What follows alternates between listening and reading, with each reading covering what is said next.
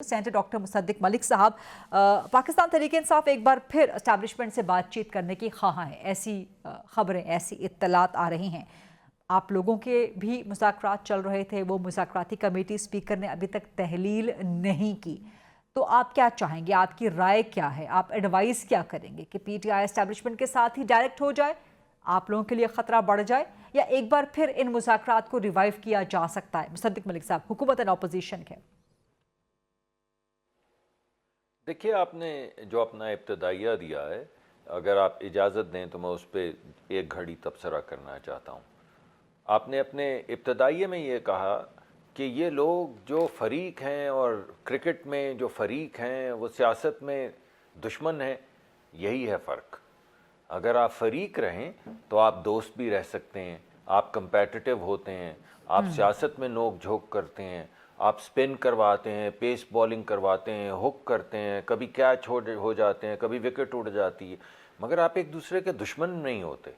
और इसी वजह से खेलों को ये कहा जाता है कि दीज आर वेरी जेंटलमैनली, कि कभी अगर जो आपका एम्पायर है उससे भी भूल चूक हो जाए तो जो जेंटलमैन होते हैं वो खुद ही अपने ग्लव्स उतार के बल्ला उठा के बाहर निकल जाते हैं। ये है फ़र्क।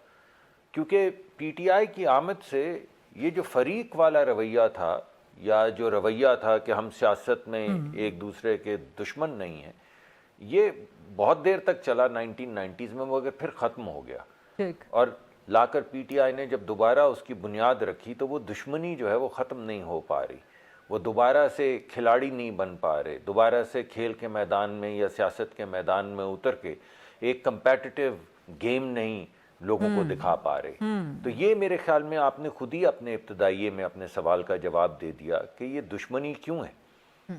दूसरा जो अहम पहलू है वो क्रेडिबिलिटी का है। चलिए, हमारे साथ तो क्रेडिबिलिटी ना हुई, ये बात समझ आती है, मगर आप पीटीआई के अंदर देख लीजिए। आप मुझे ये बताइए कि इमरान खान साहब बड़े लीडर हैं, लेकिन क्या क्रेडिबल हैं? चाहे वो साइफ़र का हवाला हो, चाहे उनके ताल्लुकात, आपको याद होगा जो हमारे एक जीसीसी के दोस्त मुल्क थे, उनको उन्होंने एक और हमारे बड़े करीबी दोस्त मुल्क जो यूरोप की बाउंड्री पे रहते हैं, उनके आमने सामने ला खड़ा किया।